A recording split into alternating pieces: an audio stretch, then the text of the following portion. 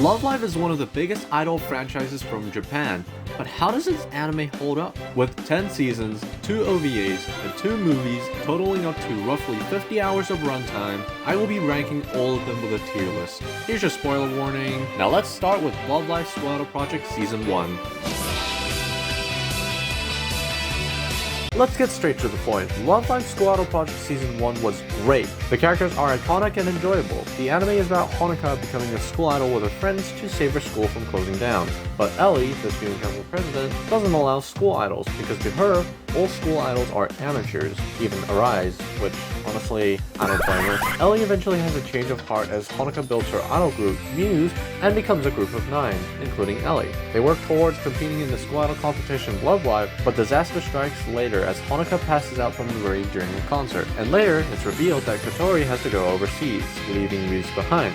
Honoka suddenly wishes to quit being a school idol, with Umi responding by winning an Oscar.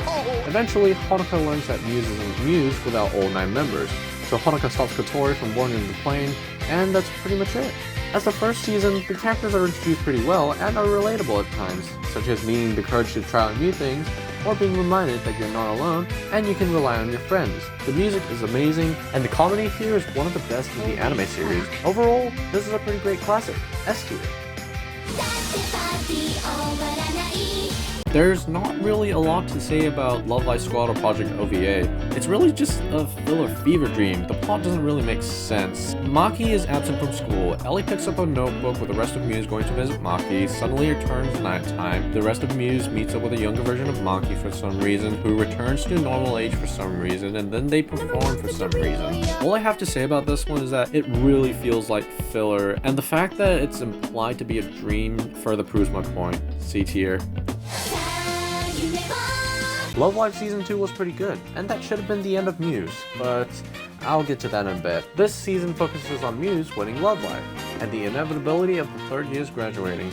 They do win Love Live, and they send off the third years pretty well, ending the series with a good note. That is, until the cliffhanger at the end, and it's all downhill from there. This season is great in terms of expanding upon the characters more, like where we learn that Nico has to constantly take care of her 3 siblings, while her mother is very busy, and when Rin learns to embrace her feminine side, as she's mostly seen with clothes more suitable for males, because she was constantly made fun of when wearing skirts at a very young age.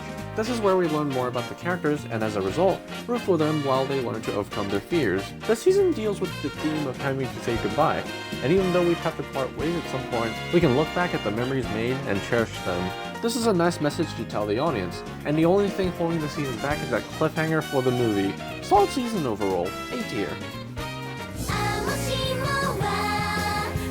Love Live the School Idol movie was just terrible. In fact, I'd say it's one of the worst pieces of anime Love Live had to offer. Continuing from Season 2, Muse gets a request to perform overseas and promote the Love Live competition. They arrive in New York and Honoka does what she does best, being an absolute dumbass. At some point she gets separated from the group, and she comes across a woman that is suspiciously similar to her in a lot of ways. They go back to Muse, and then they perform. Muse returns to Japan and notice that they're too famous, especially for a group that's about to disband. With this large popularity, they question if they should disband. Then Honoka has a fever dream, and she decides that the group should disband after all.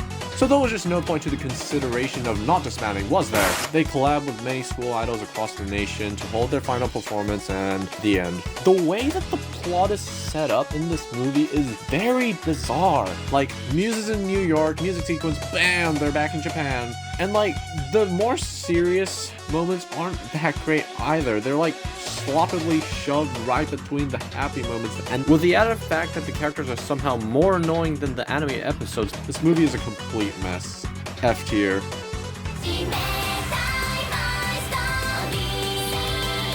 Love Live Sunshine Season 1 was pretty alright, though I couldn't help but notice how much is reused from the original Love Live anime. Sunshine starts off with Chika discovering school idols for the first time, which happens to be Muse, and she's inspired to start up her own school idol club with her childhood friend Yo.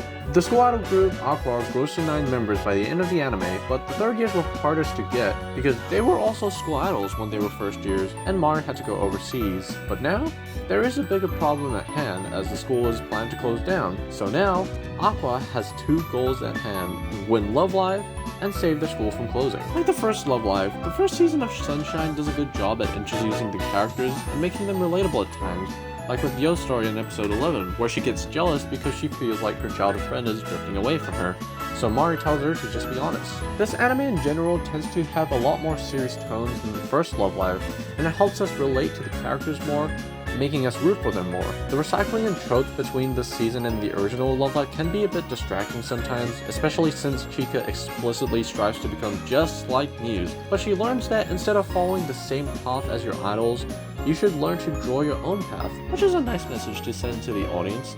Overall, pretty solid retelling of the first Love Live, B tier.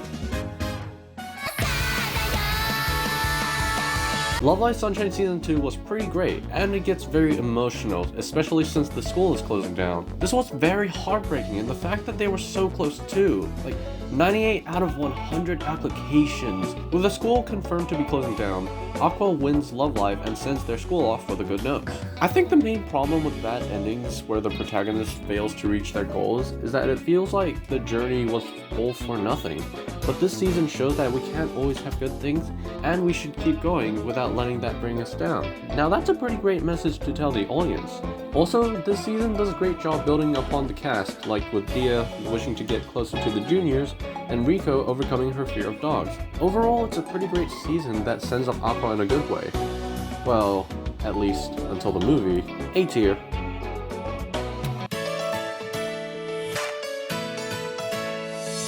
Love Live Sunshine Over the Rainbow was really nice.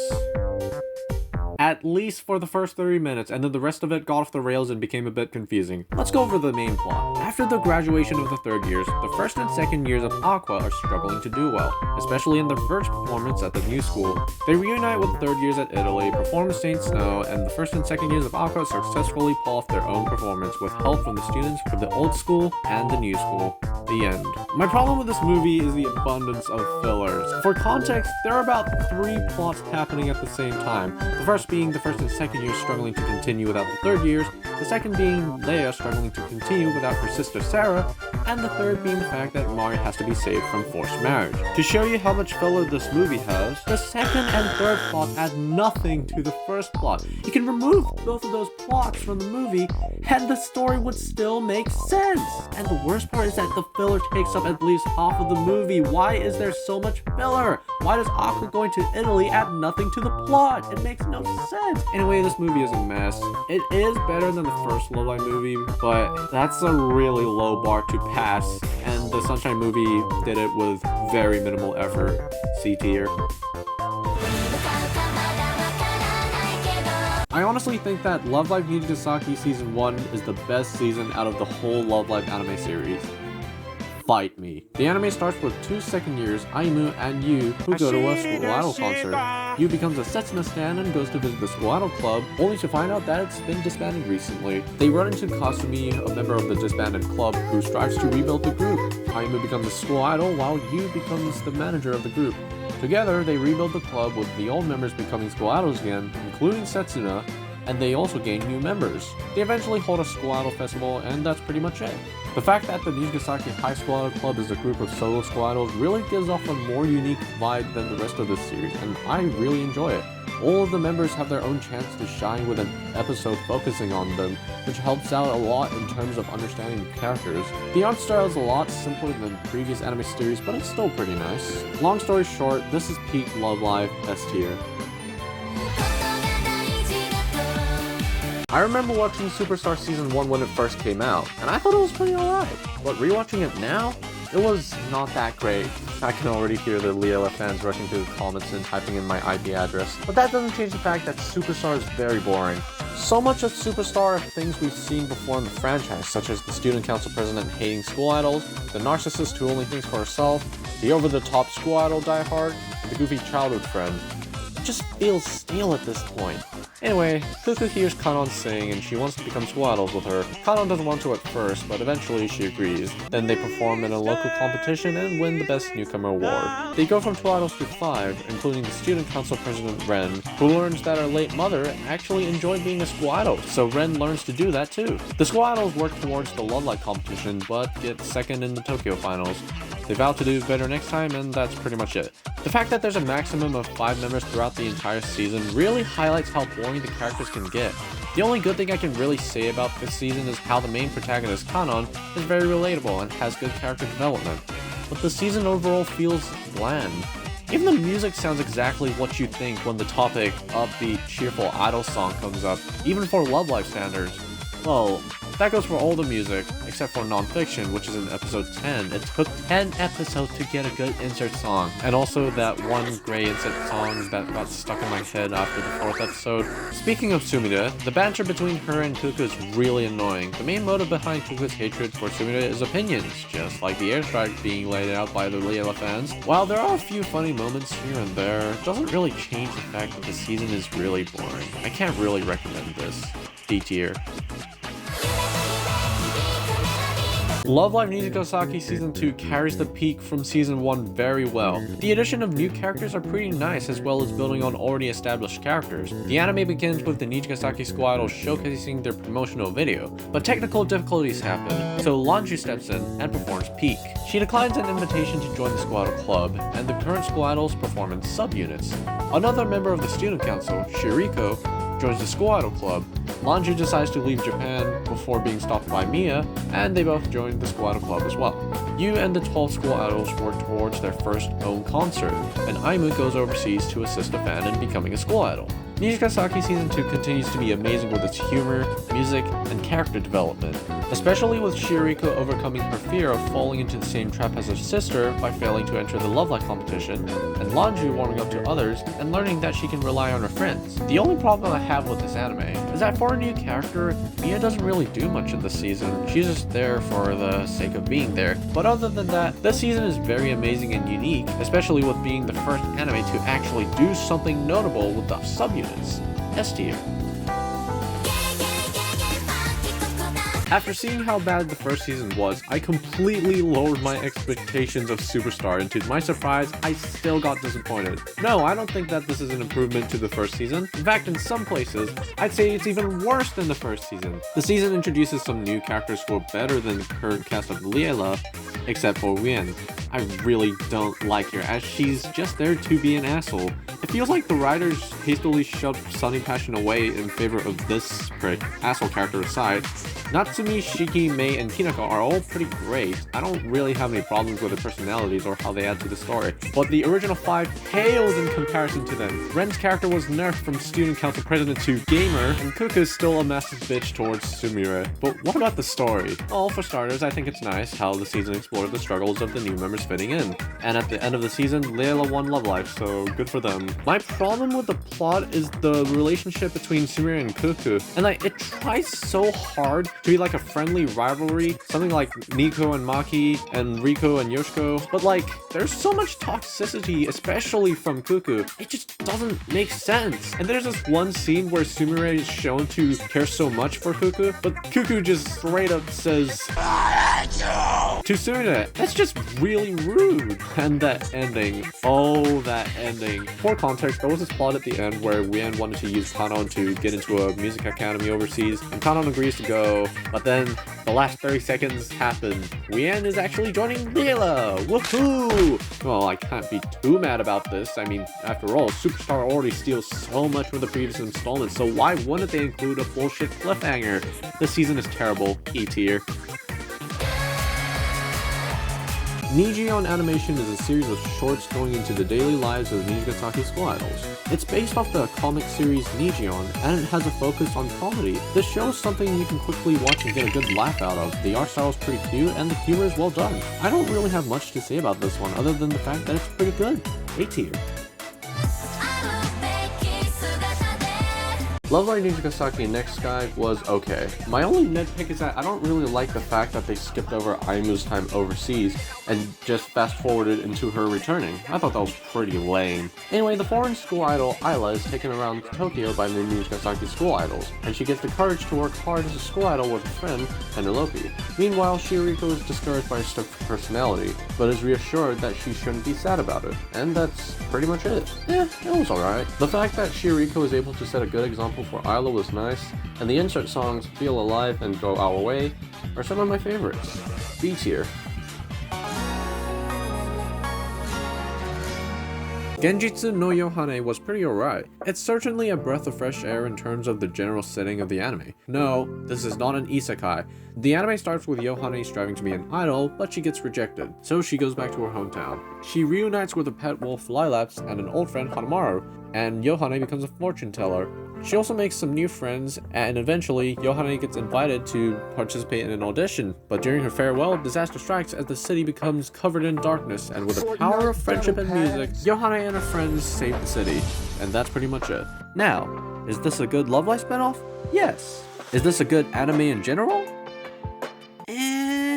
For a Love Live anime that's set in a fantasy world instead of being slice of life like the previous anime, it's pretty good, but it feels more like a general music anime, and that kind of ruins the immersion that this is set in an alternate universe for me. The music portion of the anime doesn't make sense in context. There are 0 scenes where any of the Aqua girls are seen practicing, like doing a set of exercises or practicing their singing, and yet they're still somehow able to sing perfectly like they're recording in a studio. Overall, it's pretty decent. If you're an Aqua fan, I'm sure you'll enjoy this a lot, especially with the references to Love Live Sunshine. Yeah, it's alright. B tier. Here's the completed tier list of all Love Live anime. In order, we have Love Live Nijigasaki Season 1, probably the best and most unique anime in the franchise. Love Live Squadron Project Season 1, an iconic classic and great start to Love Live. Love Live Nijigasaki Season 2, a nice continuation to the first season. Love Live Sunshine Season 2, a more emotionally focused season that sends off Aqua in a good way. Love Live Squadron Project Season 2, a great season that should have been the finale for the Muse anime. Nijion Animation, a short funny spin-off of Nijigasaki. Love Live Sunshine Season 1, it's Love Live with a new coat of paint. Genjitsu no Yohane, great for Aqua fans, otherwise it's alright. Love Live Nijigasaki Next Back, for a follow-up to Nijigasaki Season 2, it's okay. Love Live Sunshine Over the Rainbow, even as an Aqua fan, I can't really recommend this. Love Live Squadron Project OVA, filler at best. Love Live Superstar Season 1, it's really boring, don't bother. Well, unless you're a real fan, I suppose. Love Live Superstar Season 2, for how low my expectations were, it was still terrible. Love Live the Squadron movie, the worst anime content Love Live has to offer. Love Live is one of the best idol franchises, and it's clear to see why. From its music, to the anime, and even the games, most of the time, the franchise continues to be strong to this very day. Even though there were some bad ones along the way, overall the anime series was pretty nice. Now I can sense the Leela stands from far away wanting to airstrike me, so please understand that these are all my opinions, and even if I spoiled all of the anime, you should go watch some of these and form your own opinions. Now I gotta get back to building Navia, so bye!